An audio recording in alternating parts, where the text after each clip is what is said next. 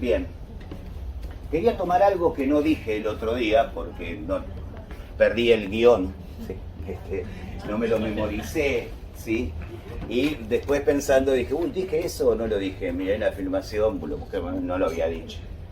¿Se acuerdan de cuando veíamos el cuadro de síntesis de los distintos niveles, ¿no? Volviendo un poco y completando la idea de superación o de mantenimiento de lo anterior en tensión, ¿se acuerdan? Con esa palabra en alemán. Bien. Un concepto que me parece interesante. Este cuadro de síntesis, ¿a qué subnivel correspondería? Al 1. ¿Estamos claros que es el 1? ¿Se acuerdan? ¿Era un nivel estable o un nivel inestable? Estable. Altamente estable, porque es un tipo de... es un solo sistema de pensamiento para juzgar las transformaciones. ¿Vamos con eso? Sí. Bien. O sea que teníamos en este nivel, bueno, no lo voy a dibujar, pero teníamos como una estabilidad media, no máxima, porque comparada con la estabilidad del 4, la del 4 la supera, ¿se entiende? Vista en perspectiva. Pero es una estabilidad relativa muy alta. Ahora vamos a este. ¿Se acuerdan qué nivel era? Sí, el 2. El 2. Sí. ¿Sí? ¿Cuántos sistemas de pensamiento había acá? Dos. 2. ¿Es un nivel estable o inestable? Inestable. Altamente inestable. Sí. ¿La estabilidad depende entonces de la cantidad de sistemas de pensamiento que haya? No necesariamente, es como una caricatura que hago para entender, para ilustrar a qué llamamos estabilidad relativa de un pensamiento, ¿no? Si vos tenés un sistema de ideas para juzgar el mundo, tu pensamiento va a ser más estable por más que se encuentre absolutamente alejado de lo que es la realidad, ¿sí? Que un sistema por ahí en el que empezás a dudar, ¿no? Y estas cosas suelen suceder. Por ejemplo, en la física, no les voy a hablar, ya sé que me gusta eso, ya lo saben, aguántensela, si no van a otra comisión, ¿sí? Pero en física está el problema de la incompatibilidad de dos teorías, la cuántica versus la mecánica newtoniana o incluso su progresión con Einstein. Y ahí hay un tema de incompatibilidad, o sea, hay hasta la propuesta de Stephen Hawking, que es el que aparece en Los Simpsons volando en la silla, ¿sí? Hasta la emergencia de él, hasta que aparece Hawking y varios más, hablan de la teoría de la unificación, una gran teoría unificada para el mundo de la física, ¿se entiende? O sea, este problema no es un sistema de pensamiento más largo, pero aparece en una determinada área de conocimiento dos teorías que explicarían de manera incompatible un mundo de fenómenos, pero por las cuales lo que postula una de esas teorías implica que los postulados de la otra son erróneos. En psicología también nos pasa eso. Bueno, tenemos propuestas conductistas que son incompatibles con propuestas constructivistas o con propuestas psicoanalíticas, etc. ¿Sí? Bien, entonces esta era la idea, ¿no? Acá habría dos sistemas de pensamiento en este ejemplo que estamos caricaturizando, ¿sí? Con lo cual llevaría a pensar que acá tenemos un tipo de pensamiento altamente inestable. ¿Estamos de acuerdo con eso? La pregunta que no les hice el otro día y que me parece que es importante es, si comparamos al niño o la niña de nivel 1 con el niño del nivel 2, ¿cuál sabe más? Nivel 2 a pesar de su estabilidad. Ninguno. Claro, eso es el del uno porque está seguro de lo que piensa. Al otro no. ¿Estar seguro de lo que uno piensa implica saber más? Decilo de nuevo, Agus. Porque tiene en cuenta el alargamiento a la vez que tiene en cuenta el acotamiento. A la vez no. Bueno, no, todavía no a la vez, pero bueno, tiene en cuenta los dos. Y ahí es ¿Se como que entiende? se genera la confusión. Este ve una sola, ¿sí? Para decirlo brutalmente. Un solo observable, tanto en su acción como en el objeto. Este ya recorta dos observables. ¿Se entiende? Y los pone uno después del otro. Los pone unos, pero reconoce la acción de alargar y reconoce que existe la acción de angostar. ¿Cuál sabe más entonces? El segundo. El segundo. ¿Estamos de acuerdo con eso? Sí. Sabe más cosas del mundo el niño de nivel 2 que el de nivel 1. Y de su Y acción. precisamente, y de su acción, precisamente por saber más, su pensamiento se torna inestable. Ok. ¿Se entiende eso? ¿Se entiende esa diferencia de discurso? Precisamente el reconocimiento de la complejidad nos lleva a que nuestro pensamiento sea más difícilmente lineal. ¿Sí? En un momento acá dijiste que había un aspecto negativo de la acción. Exactamente. Para el nivel 1, supongamos que el niño en el nivel 1 se centró en la acción de... Escucha, ahí está. En la acción de alargar, ¿sí? Esta es la dimensión positiva. La dimensión negativa se la define como la resultante de la propia acción en el objeto. O sea, la acción de angostar, que estoy realizando al mismo tiempo. ¿Sí? O sea, si empezó centrándose en una dimensión, si empezó con el angostamiento, es el 1%, digamos, la acción, el aspecto negativo es el alargar. Pero como casi todo el mundo comienza con el alargamiento, consideramos que el aspecto negativo es el angostar, que no es evidente, y acá uso el término Foucaultiano de evidencia. ¿Escucharon la palabra evidencia alguna vez? Sí. ¿Qué palabra hay adentro? Evidente. No. Ver. De ahí viene la idea del testigo en los sistemas jurídicos. Los romanos tenían unas carreras de cuadrigas largas, ¿sí? En los circos máximos se hacía. Y algunos hacían trampa como nosotros en las clases de educación física durante el secundario. Giraban antes de llegar al último punto. Se les ocurrió poner un chabón ahí para que mire, ¿sí? Para que sea testigo a partir de su mirada, ver, ¿sí? Del cumplimiento de las normas por parte de todos los áurigas, ¿no? O los jinetes de los carros, ¿sí? De ahí viene la idea de evidencia, ¿sí? Lo que nos resulta evidente es aquello que vemos, ¿sí? Ahora, los niños del nivel 1 no ven la dimensión negativa. ¿Cómo sabemos que no la ven? Porque la podemos contraargumentar. Le decimos, supongamos que está la bolita y la salchicha, no la voy a volver a dibujar porque ya la saben de memoria. El pibe te dice, bueno, no, es más porque es más larga. Le decimos, ¿sabes que un chico de tu edad me dijo que había lo mismo, porque si bien es más larga, también es más finita? Le estamos señalando con carteles de neón, onda Las Vegas, ¿sí? Esa otra dimensión. Y el pibe te dice, o la piba te dice, no, es más larga y más, te paran la salchicha al lado de la bolita, te evidencian de nuevo que la otra dimensión es reprimida cognitivamente, por más que se la estemos señalando. ¿Se entiende? Entonces no es una cosa de, no la vi, yo le hice trampa para que no le vean. Mi pregunta fue para confundirlo. No, le estás diciendo directamente, contraargumentando. Un chico de tu edad me dijo que incluso cuando hay un nivel 1 muy fuerte, uno no debe hacer esto. Uno podría decir, mira, a mí me parece que hay menos porque es más finita. O sea, y el pibe te va a decir, estás equivocado, por más que seas adulto. ¿Se entiende? O sea, no se han construido, y ahora voy a tu pregunta, la percepción de estos aspectos negativos que son los resultantes de la propia acción y que evidentemente, de nuevo, están ahí, porque no se puede alargar sin angostar al mismo tiempo. No sería plastilina. Sí. Si el pibe considera solo una dimensión, ¿no? ¿Cómo es que usa Piaget la palabra represión cognitiva?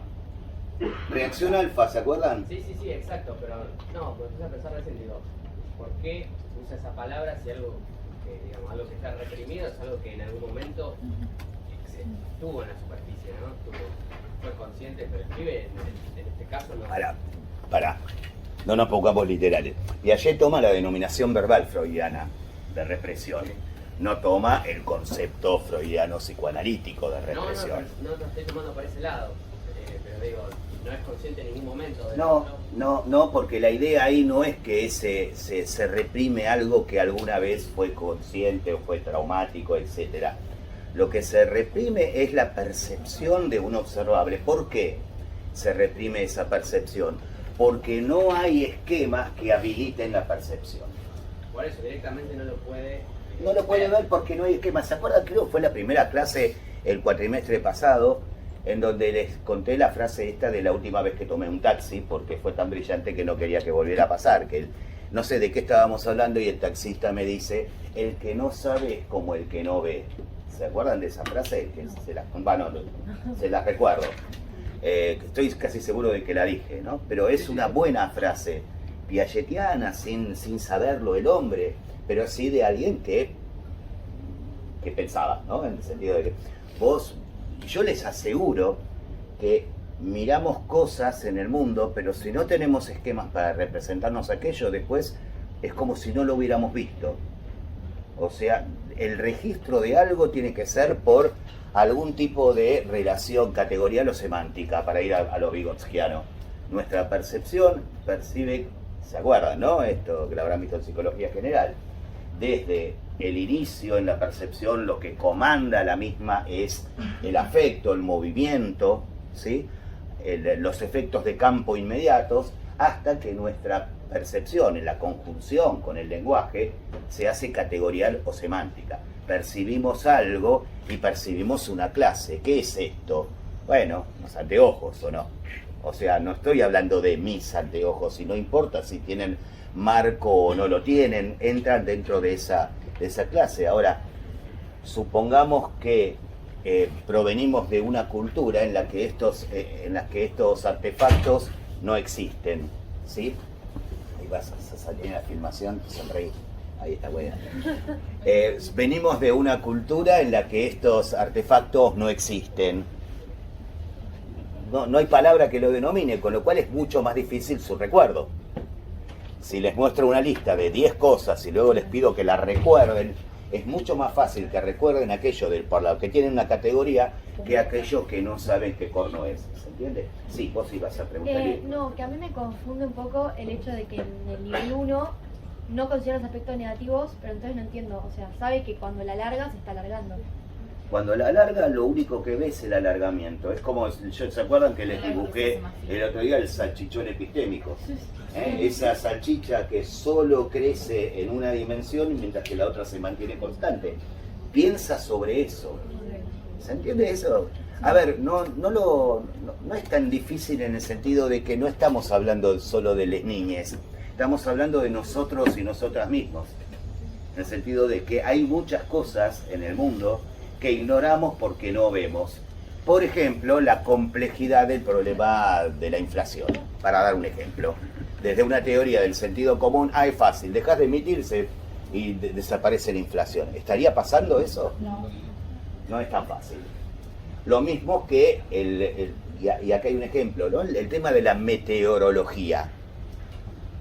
¿No? Poder anticipar el clima de hoy para mañana. Es un sistema complejo, lo decía Rolando García, que era meteorólogo además de epistemólogo, ¿sí?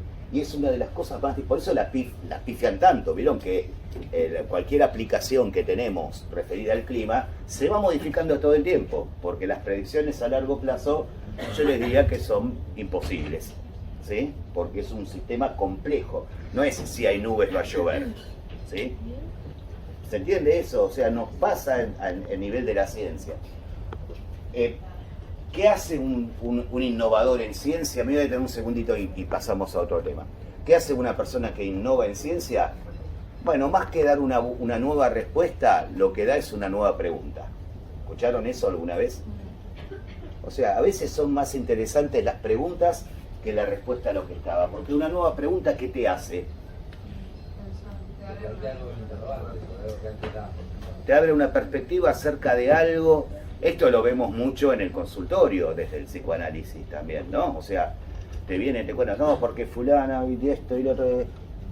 ¿Y vos qué onda? Le decís a la persona, ¿no? O sea, ¿qué pasa con esto?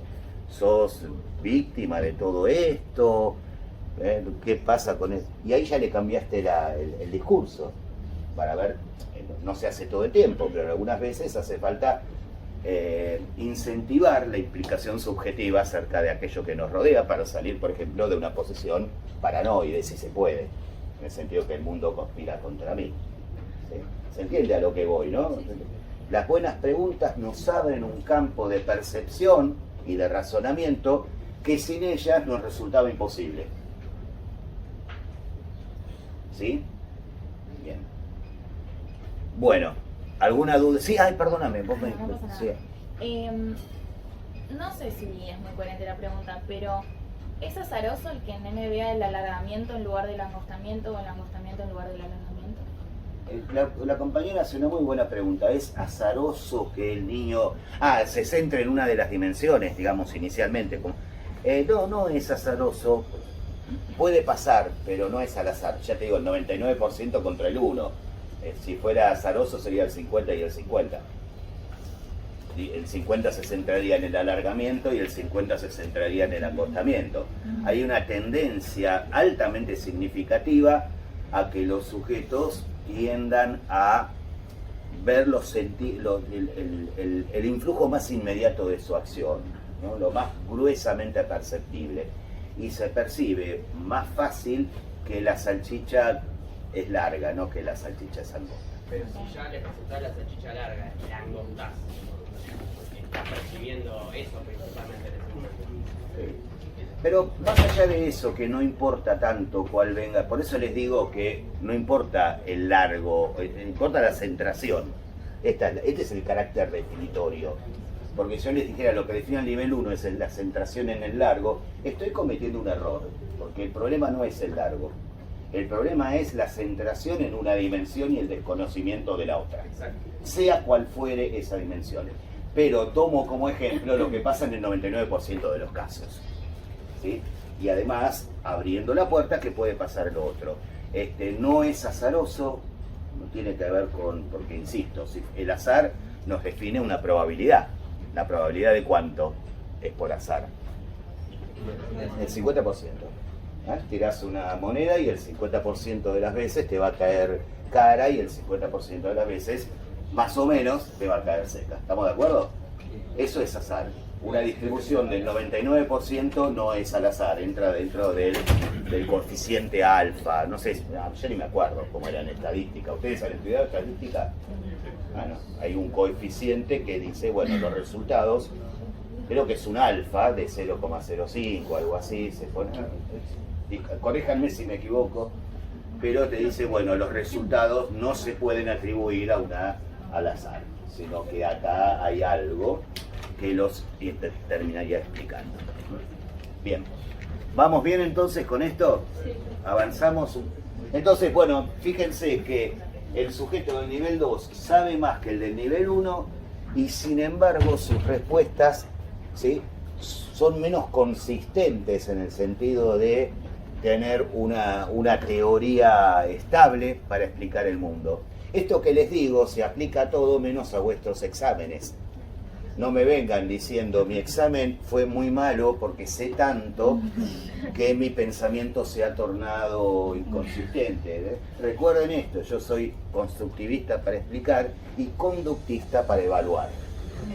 ¿Sí? ¿Estamos de acuerdo con eso? Sí, bueno, habíamos el otro día más o menos quedado por acá, si no me equivoco, ¿sí?, con esta idea de que les presento, que crea Hegel, ¿sí?, para explicar. Esto lo habíamos visto, sí, sí.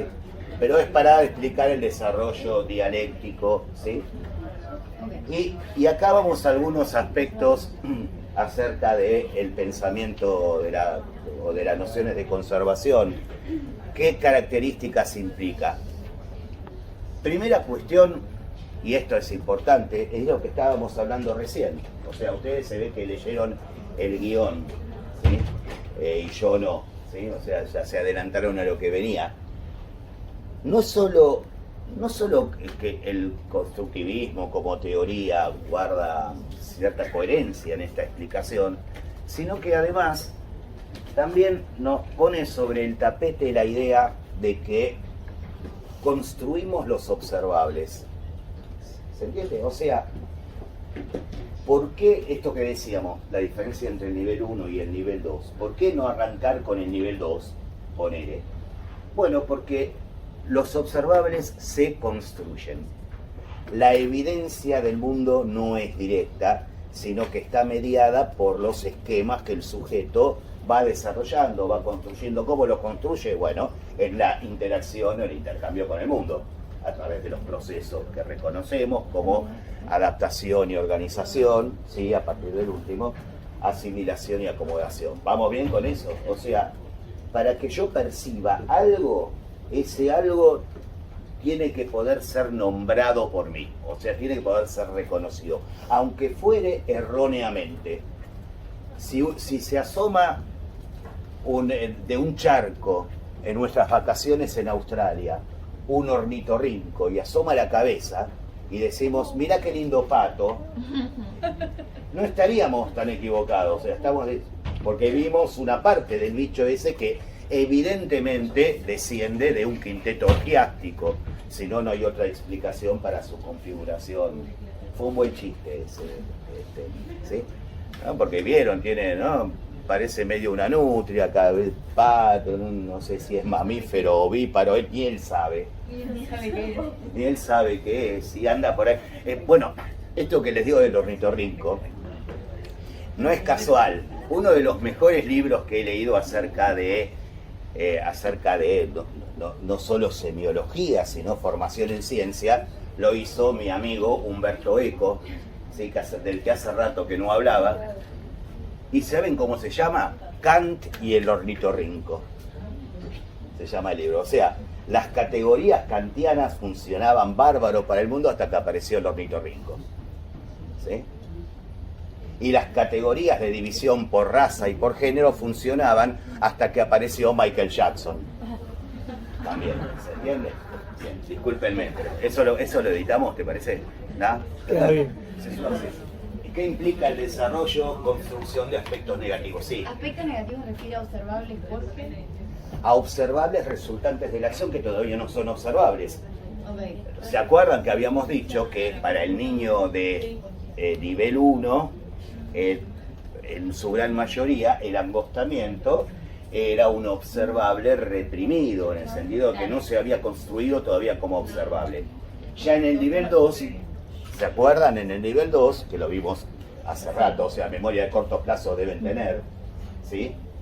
En el nivel 2 tenemos todos los observables, tanto en el sujeto como en el objeto, que van a servir para realizar inferencias en el sentido de la conservación. O sea, pero no están en el nivel 1, quiere decir que los observables se construyen. Sí. Como que antes no estaba. Antes no estaba, antes estaba en el mundo. No es que las salchichas se angostan a medida cuando las vemos.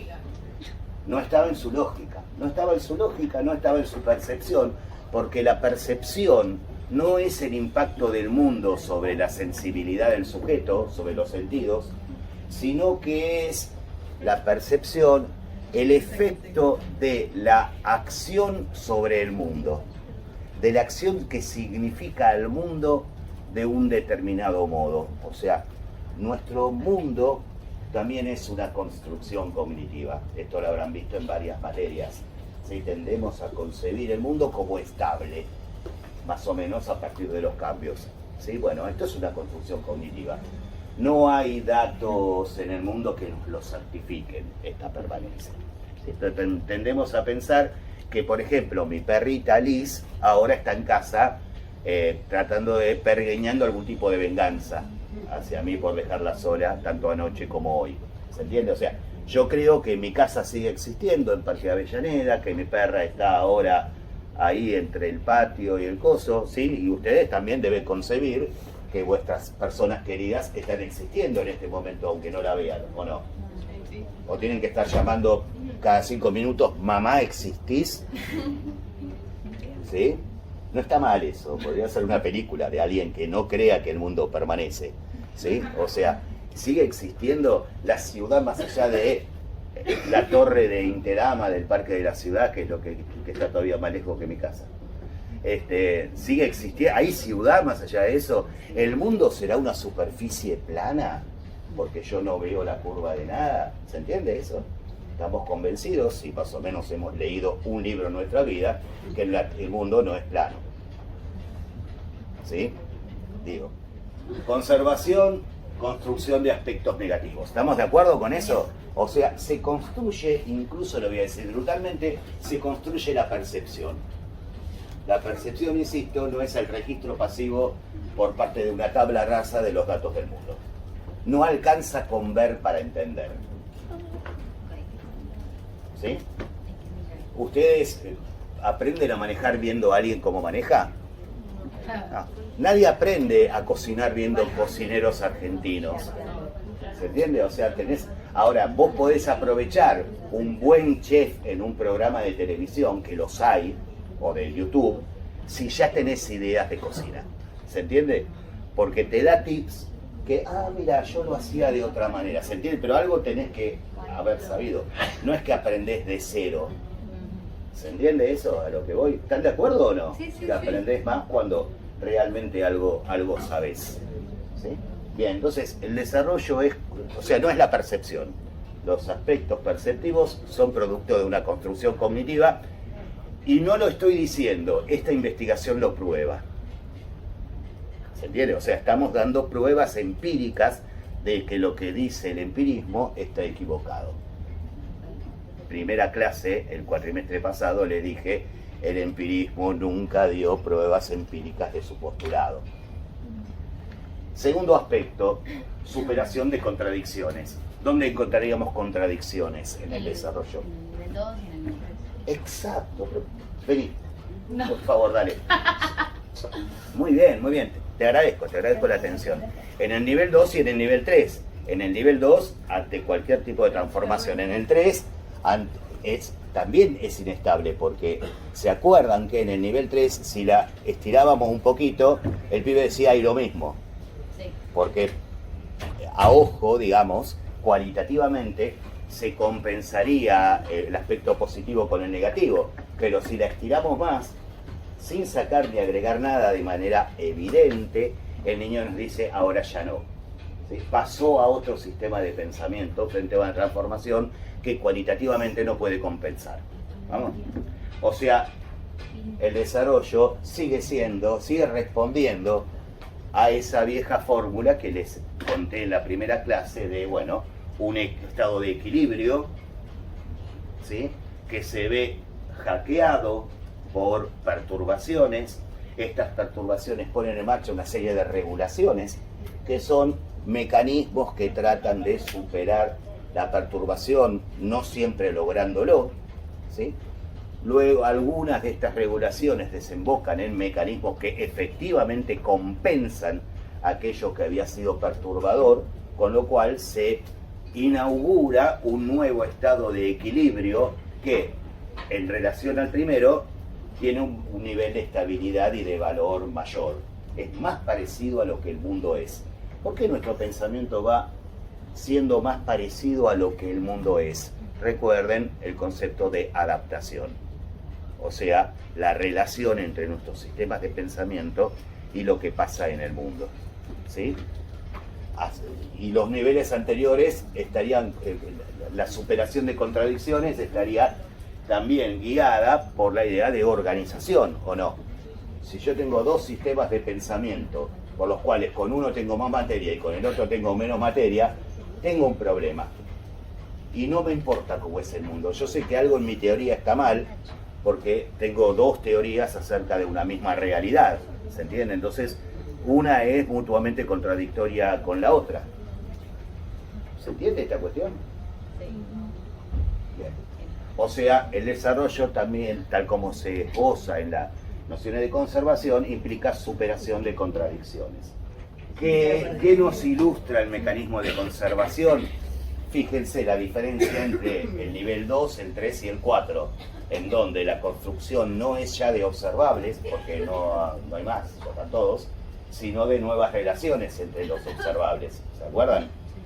Las relaciones entre, por ejemplo, en el nivel 3, exactamente, los del lado de los observables en el sujeto y los del lado de los observables en el objeto, y luego en el nivel 4, bueno, las líneas diagonales, que implicarían que si yo estoy alargando algo, no solo me va a quedar más largo, sino que me va a quedar más angosto, por ejemplo. Esa lógica que nos implica partir de cualquier elemento y llegar a cualquier otro de manera directa. ¿Sí? Que es lo propio de la lógica de relaciones, habíamos dicho el otro día. ¿Vamos con esto? Sí. y además implica la construcción de novedades con conservación no directa, sino en tensión de lo anterior. O sea, no es que el niño que llega, al nivel 4, ¿sí?, en algún momento piensa como en el nivel 1, sino que queda como rastro, como base arqueológica, nos diría, resto arqueológico del desarrollo, ¿sí? Pero al estar incluido en este sistema, el nivel 1 ya no es nivel 1, no opera como lo operaba en aquel momento, sino que se encuentra transformado, tensionado en el interior de una realidad nueva. ¿Sí? Bien. Entonces, ¿cuáles son los argumentos de conservación que nos dan los niños y las niñas cuando están en el nivel 4? Son 3 argumentos. El niño o la niña puede decir uno solo, pero que nos diga uno de ellos, estemos seguros que implica la existencia de los otros 2. ¿Sí? Puede ser por una cuestión verbal, que se centre más en uno que en el otro, pero en definitiva vamos a encontrar los 3. El primer argumento es el de identidad. Los niños no te dicen a los 6 años, 7, te voy a responder por el argumento de identidad. Te dicen, es lo mismo, porque no se le sacó ni se le quitó nada, con las variaciones verbales que cada niño tenga. ¿Sí? Tenemos que reconocer el argumento de identidad a partir de esos argumentos. El que es una... Ahora, esto no se le sacó ni se le quitó nada. ¿Es un argumento empírico en el sentido que proviene de la observación o proviene de la inferencia, o es una inferencia del sujeto? Diferencia. Porque antes también vio, en el nivel 1 y en el nivel 2 y en el nivel 3, que no se le agregó ni se le quitó nada. Sin embargo, ahora se constituye no en observable, sino en argumento. ¿Sí? O sea, es un argumento lógico, el que nos dice hay lo mismo en una que en la otra. ¿Vamos bien con el principio de identidad? A es igual a A. ¿Lo vieron alguna vez? Sí. El principio lógico es eso. Toda cosa es idéntica a sí misma. El argumento de compensación nos diría algo así como, bueno, es más larga pero es más flaquita, con lo cual ergo hay lo mismo. Es un argumento que usamos casi todo el tiempo. No es linda pero es simpática.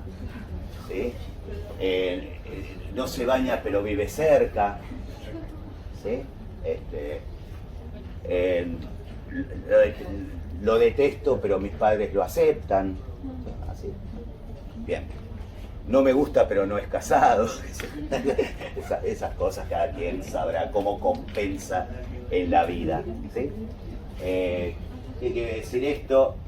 Las dimensiones, el aumento de la dimensión en un sentido se ve estrictamente compensado por la disminución correlativa de la otra dimensión. Si quieren en términos matemáticos, esto sería proporcionalidad inversa. ¿Es muy difícil ese concepto para ustedes? No, bueno, menos mal, ¿no? Porque hoy voy a hablar de conmutabilidad también, así que váyanse atajando quienes odian a la matemática. ¿Qué dijiste? No sé cuál pavada dije. Sería la proporcionalidad inversa, ¿sí? Lo que conocemos en matemática como proporcionalidad inversa. Y por último, el argumento más importante de todos, porque yo elegí que sea el más importante de todos, porque es el concepto que nos permite ligar todo el desarrollo, desde el sensoriomotor hasta el pensamiento formal, que todavía no hemos visto, pero que hoy vamos a ver, que es el argumento de reversibilidad. Nuestro pensamiento es reversible. Nosotros podemos ver una película de atrás para adelante, entendiendo la lógica de ese movimiento, sabiendo que es la misma acción, pero de atrás para adelante, ¿o no? Claro, el tiempo es irreversible, el tiempo no para. Pero después la realidad mental, a diferencia del tiempo, puede hacer que el tiempo corra para atrás.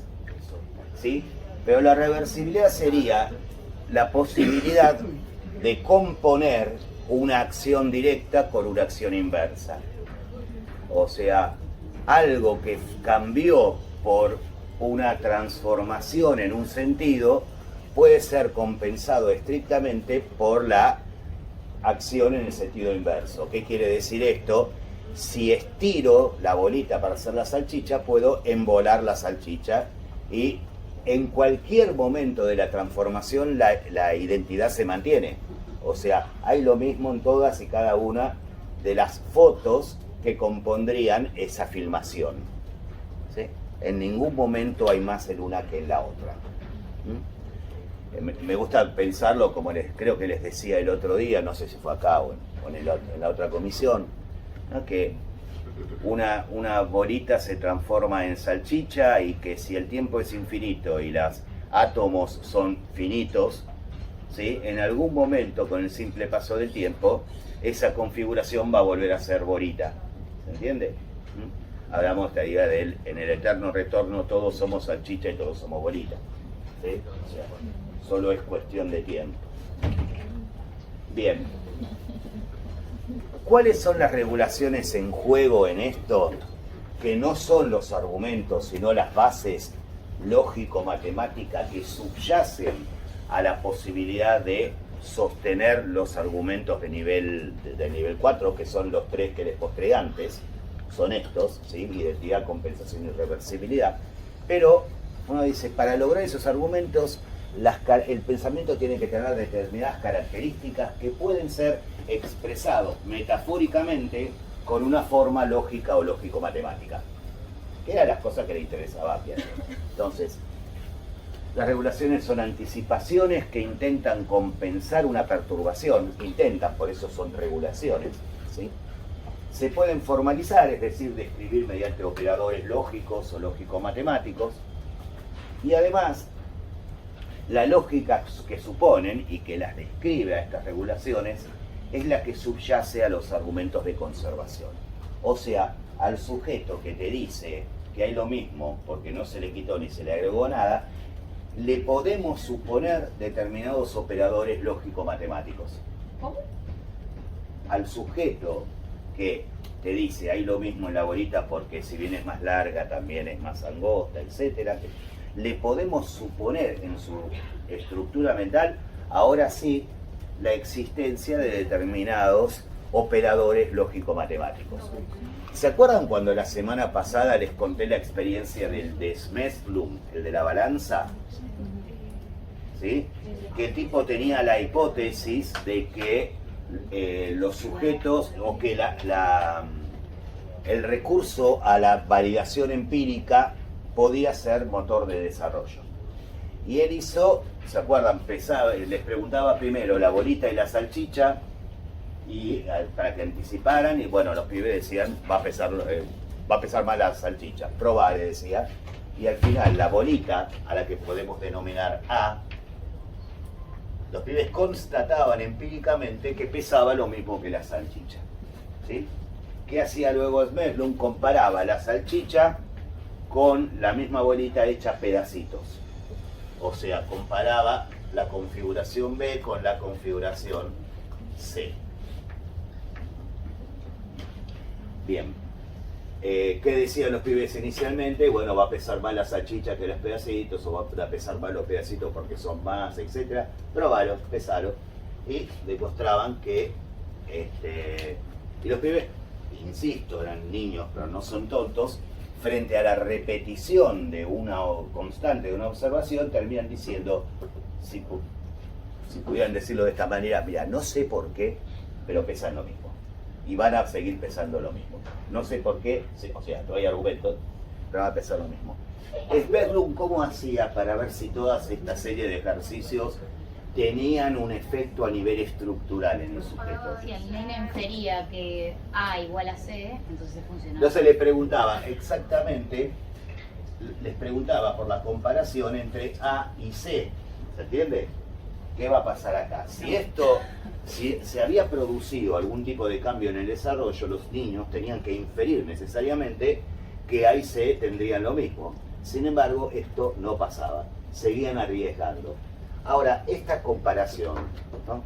Si A es igual a B y B es igual a C, A es igual a C, ¿es un operador lógico-matemático? Sí. O sea, para mí sí. Ella dijo que sí. Sí, bien. ¿Por qué? ¿Cómo se llama esta propiedad? Y porque es lógica en realidad, porque si A es igual a B, por lo tanto son iguales, y B es igual a C, por lo tanto son iguales, o sea, consecuentemente A es igual a C. Esto es clarísimo para vos porque sos adulta, porque No, has obvio, construido obvio. esto. Pero ¿cómo se llama esta propiedad? Propiedad transitiva. ¿No se acuerdan de eso? ¿No? No con ese nombre. No. La propiedad transitiva. La regla A ver, del simple no se- a nadie le suena propiedad transitiva de una relación aditiva. Bueno, también funcionaría con mayor, ¿no? Si A es mayor que B y B es mayor que C, necesariamente A es mayor que C, ¿o no? Con menor, o sea, con todo tipo de conector lógico. La consecuencia lógica e ineludible, como nos dice muy bien la compañera, es que A sea igual a C. Con lo cual, estamos hablando de una lógica consecuente a la, no solo a la acción en el mundo, sino a la operación intelectual sobre la acción en el mundo. ¿Se entiende esto? Y esto lo relacionamos con el tema de que entienden que puede ser, si es una bolita, es lo mismo, porque esta misma se adelgaza a la hora de... Eso tiene que ver con la lógica, entonces. Pero acá, por ejemplo, tenemos una propiedad lógico-matemática, ¿sí? Que se enseña en la primaria. Fíjense el nivel de matemática que les estoy trayendo, tampoco se asusten, ¿no? Digan, yo estudio psicología, matemática no sé nada, no, bueno, en vez de la primaria, ¿sí? A ver, propiedad transitiva de una relación, ¿sí? Bien. O sea, nuestros argumentos suponen una lógica, ¿sí? Suponen una lógica, o la ausencia de ella en algún tipo de inferencia. Te iba a preguntar eso, o sea, porque en realidad los chicos no tienen una lógica en el mundo, porque si ellos no difieren que A es igual a C, no difieren. Sí, tienen una lógica que está guiada por un aspecto parcial de la transformación. ¿Entiendes? Siempre hay una lógica. Ah, bueno, que me refería. Hay una lógica diversa de la nuestra y diversa de la que la ciencia propone. Pero hay una lógica. Por eso les mostraba el salchichón epistémico del nivel 1. ¿Sí? Es lógica la consecuencia de creación de materia si lo pensamos de esa manera. Colegas, si partimos de esa, o sea, siempre hay una lógica, pero es una lógica diversa de la nuestra. Por eso los errores sistemáticos en determinadas edades frente a determinados problemas. Si no hubiera una lógica diversa de la nuestra, no habría sistematicidad en el error, estarían en el azar. Pero todos, casi todos los niños de 4 o 5 años te dicen hay más porque es más larga. ¿Cuáles son las regulaciones en juego? Una de ellas es la conmutabilidad. Tal como les prometí, vamos a ver la propiedad conmutativa de las funciones aditivas. Y que los invito a pensarlo de la siguiente manera. O sea, esto es lo que los chicos están haciendo mentalmente cuando te dicen que hay lo mismo en la bolita que en la salchicha, ¿sí? Y que antes que esto no lo estarían haciendo, con lo cual es problemático enseñar la transitividad y la conmutabilidad, ¿sí? Antes de ese desarrollo. O sea, hay una discusión ahí, pero es mucho más fácil darle nombre a una propiedad que uno ya tiene que generarla. Entonces pensemos que esta es la bolita, ¿sí? Bastante bien el círculo, no me digan que no. Supongamos que a esta bolita la descomponemos en una serie de pedacitos. Está quedando una especie de cigoto. Y a cada uno de estos pedacitos que componen la bolita le ponemos un número. 1, 2, 3, 4, 5, 6. ¿Qué viene después del 6? 7, 8 y 9. ¿Se entiende? Pensemos en esto, descomponer la bolita en esto. ¿Qué pasaría si agarramos cada uno de estos fragmentos y los esparcimos de un modo diverso en el espacio? Por ejemplo, ponemos el pedacito 1, el 2, el 3, el 4, el 5, el 6, 7, 8 y 9. Del 1 al 9. En esta configuración. ¿Qué nos quedó? La salchicha, ¿o no? ¿Se entiende? ¿Habrá lo mismo en una que en la otra? Sí. Sí, porque todas y cada una de las partes que constituían el conjunto inicial se encuentran en la configuración final, ¿o no?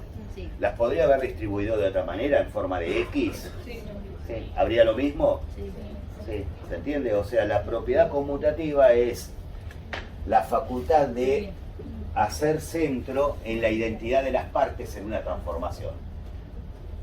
O sea, no se le quitó ni se le agregó nada. Es la expresión cabal de ese postulado. ¿Estamos bien con esto? ¿Sí o no? Sí. Feedback, por favor. Sí. Feedback, please. La otra propiedad es la vicariedad. Esta es un poquito más rara, pero la habrán escuchado. Vicariancia, vicariedad, etc. ¿Sí? Acá el énfasis está en el todo y no en la identidad de las partes, sino en la identidad del todo. Supongamos que tenemos el conjunto de los números naturales positivos. ¿Qué son los números naturales positivos? Del 0 al ¿cuánto? Y más allá. Bien. Tenemos A es el conjunto. Vamos a ponerle N. No, N de naturales, sí. ¿Sí? Los números naturales positivos. Bien. El conjunto está conformado por infinitos elementos, no importa. Ahora, ¿podemos dividir a este conjunto de los números naturales positivos? Por ejemplo, en dos partes. El de los números naturales pares, ¿les parece? A lo que llamaremos criterio. Y nos quedará otra parte, ¿o no? Los números naturales impares, o sea, la negación del criterio. ¿Estamos bien con eso? ¿O es muy difícil el planteo? Bien. Ustedes saben que siempre las partes son menores que el todo, con lo cual el conjunto de los números enteros positivos no puede ser infinito. Pares. Ah, sí, pero no. Sí, esto pasa solo en las matemáticas, que la parte es tanto como el todo, insisto. Pero solo pasa en ese mundo platónico, que es maravilloso, en el que me gustaría nadar alguna vez. Supongamos que entonces, para que no nos quede esta paradoja, limitamos el conjunto de los negativos, de los naturales, perdón, hasta el 100. ¿Sí? Del 0 al 100. ¿Estamos de acuerdo? Entonces tendríamos más o menos 50 de un lado y 50 del otro. ¿Estamos de acuerdo? Sí. Bien. Digo, para evitar el efecto paradójico de que la parte es tanto como el todo. Que igual lo tenía que decir, no sé si se entiende. Porque si no pasan cosas lindas en el mundo, ¿para qué vivimos? ¿Sí? Bueno, para mí estas son cosas lindas. ¿Qué pasa si tomamos el criterio original y lo ponemos acá? Bueno, tenemos la mitad, ¿o no?, del conjunto original. Pero ahora le agregamos el criterio, la negación del criterio. O sea, acá vienen todos los impares. Y lo apretamos un cachito. ¿Qué nos quedó? La salchicha, ¿o no? ¿Habrá diferencia entre la configuración de origen y la configuración de partida? No, porque tanto el criterio original como su negación, o sea, su complemento en el todo, ¿sí?, van a estar en la configuración de partida. Pensemos que nos tenemos que mudar de aula y para no perdernos hacemos lo siguiente. Todos y todas de acá que tengamos un documento par van primero al aula. Y después vamos todos los que tenemos un número impar a la misma aula. ¿Vamos a estar todos o no? Necesariamente, pero no por identidad de la parte, como sería controlar que todos y cada uno de estas que están en la lista vayan allá, sino por la conservación del todo, que siempre se constituye por un criterio y su complemento en el conjunto. ¿Vamos de acuerdo con eso? Estas son propiedades lógico-matemáticas que no voy a evaluar en el parcial, ¿sí? Que no vaya a evaluar algo no quiere decir que no se lo explique. ¿Sí? La vicariedad entonces es la lógica que subyace a la identidad, pero ya con el énfasis no puesto en la identidad de las partes, sino puesto en la identidad del todo, ¿sí? Y otro criterio, otra regulación relacionada con esta es la compensación o reciprocidad. También la podemos llamar reversibilidad por reciprocidad, ¿sí? La modificación en una dimensión se ve anulada por una correspondiente en sentido contrario.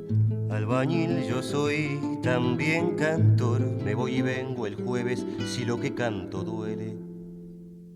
Albañil yo soy, de profesión desde el amanecer hasta que cae el sol. Albañil yo soy y silbado